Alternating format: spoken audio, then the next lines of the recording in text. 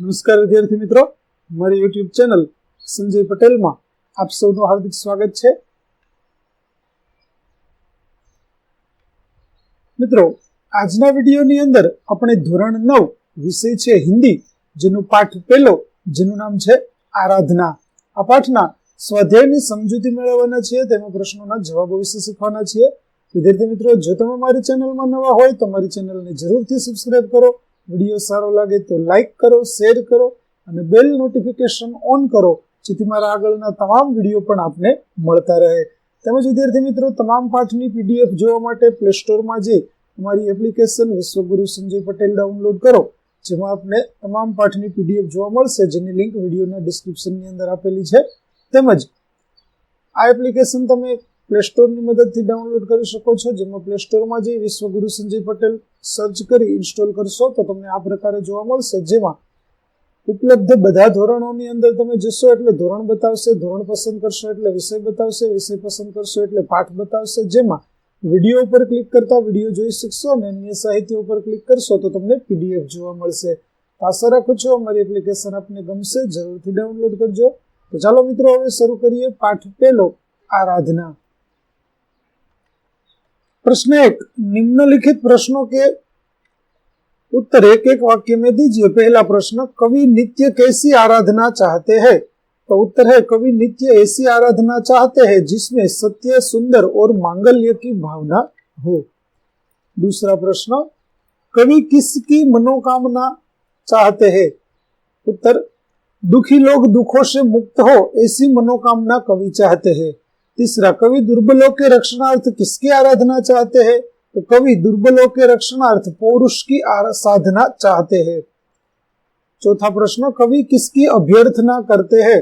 तो कवि सबके जीवन में नया प्रकाश आने की अभ्यर्थना करते हैं। उसके बाद पांचवा प्रश्न है, कवि कैसी बंधुता की कामना करते हैं? तो कवि ऐसी बंधुता की कामना करते हैं जिसमें सब स्वतंत्र होकर भी भाईचारे की भावना से जुड़े हो। अगला प्रश्न दूसरा, निम्नलिखित प्रश्नों के उत्तर लिखिए। पहला प्रश्न, कवि कैसे मांगल्य की आराधना करते हैं? तो मांगल्य अर्थात सबका कल्याण। कवि चाहते हैं कि सब लोग सत्य के मार्ग पर चले, सबके मन में सुंदर विचार आए और सब एक दूसरे के कल्याण की बात सोचे। इस तरह कवि सबके मांगल्य की कामना करते हुए मांगल्य की आराधना करते हैं। दूसरा प्रश्न, कवि के अनुसार किसके दुख दूर होने चाहिए? तो कवि के अनुसार लोगों के जीवन में तरह तरह के दुख है, इन दुखों से छुटकारा पाने का उन्हें कोई मार्ग नहीं सूझता, उन्हें दूसरों की सहानुभूति भी नहीं मिलती, वे स्वयं अपने दुखों से मुक्त नहीं हो सकते, ऐसे उपेक्षित और असहाय लोगों के दुख दूर होने चाहिए। तीसरा प्रश्न, कवि की क्या अभ्यर्थना है? तो उत्तर है, कवि चाहते हैं कि मनुष्य के जीवन में नया प्रकाश आए, वह नई चेतना का अनुभव करे, उसके हृदय में सुंदर और नए विचार हो, उसकी सभी आशाएं पूरी हो, वह मनुष्यता की पूजा करे, सब लोग धैर्य और वीर बने। चौथा प्रश्न, कवि भेदों को नाश करने की बात क्यों करते हैं? तो संसार में विज्ञान ने बहुत उन्नति कर ली है, फिर भी दुनिया में ऊंच नीच, जाति पाति, अमीर गरीब आदि कई भेद है। इन भेदभावों के कारण मानव समाज में ईर्ष्या, द्वेष और संघर्ष है।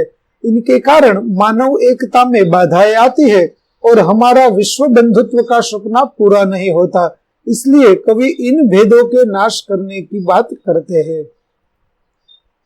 तीसरा प्रश्न, निम्नलिखित काव्य पंक्ति का आशय स्पष्ट कीजिए। पंक्ति है, देह मंदिर चित्त मंदिर एक ही है प्रार्थना, सत्य सुंदर मांगल्य की नित्य हो आराधना। तो समझूती देखते हैं, आशय देखते हैं। कवि वसंत बापट बहुत ही उदार हृदय और ऊंची दृष्टि के कवि है। उनके चित्त और देह की बस एक ही प्रार्थना है कि लोग अच्छे कर्म करें, सत्य के मार्ग पर चले, उनके हृदय में शुभ और सुंदर भावनाएं हो, लोग स्वार्थ त्याग कर सबके हित की बात सोचे। दूसरी पंक्ति है, उसका आशय देखें। तो भेद सभी अस्त होने, बैर और वासना, मानवों की एकता की पूर्ण हो कल्पना, मुक्त हमें चाहे एक ही बंधुता की कल्पना। आशय है, आज संसार में वर्ण भेद, जाति भेद, रंग भेद आदि कई भेद बने हुए हैं। ईर्षा द्वेष के कारण ऊंच नीच का अंतर बना है, इसलिए मानव जाति में एकता नहीं है। संसार में अशांति और संघर्ष का कारण ये तरह तरह के भेद ही है। जब तक इन भेदों का नाश नहीं होगा, तब तक मनुष्य जाति एक नहीं हो सकती। चौथा प्रश्न, काव्य पंक्ति को पूर्ण कीजिए। तो पहली पंक्ति इस प्रकार होगी, देह मंदिर चित्त मंदिर एक ही है प्रार्थना, सत्य सुंदर मांगल्य की नित्य हो आराधना, दुखियारों का दुख जाए है यही मन कामना, वेदना को परख पाने जगाए संवेदना, दुर्बलों के रक्षणार्थ पौरुष की साधना। अगली पंक्ति है वो इस प्रकार से पूरी होगी, जीवन में नव तेज हो अंतरंग में भावना, सुंदरता की आस हो मानवता की हो उपासना, शौर्य पावे धैर्य पावे यही है अभ्यर्थना, भेद सभी अस्त होवे बैर और वासना, मानवों की एकता की पूर्ण हो कल्पना, मुक्त हम चाहे एक ही बंधुता की कामना। अगला पांचवा प्रश्न, विरुद्धार्थी शब्द लिखिए जिसमें सुख तो दुख, जीवन मृत्यु, सत्य असत्य, सुंदर असुंदर, अस्त का होगा उदय। तो विद्यार्थी मित्रों, અહીં આપણું પાઠ 1 આરાધના ના સ્વાધ્યાયના સોલ્યુશનની સમજૂતી છે તે પૂરી થઈ છે। આગળના વિડીયો મેળવવા માટે મારી ચેનલને જરૂરથી સબસ્ક્રાઇબ કરો તેમજ આ પાઠની પીડીએફ જોવા માટે પ્લે સ્ટોરમાં જઈ અમારી એપ્લિકેશન વિશ્વગુરુ સંજય પટેલ ડાઉનલોડ કરો, જેમાંથી આપને દરેક પાઠની પીડીએફ પણ જોવા મળશે। તો ફરી મળીશું પાઠ 2 ની અંદર, ત્યાં સુધી આવજો।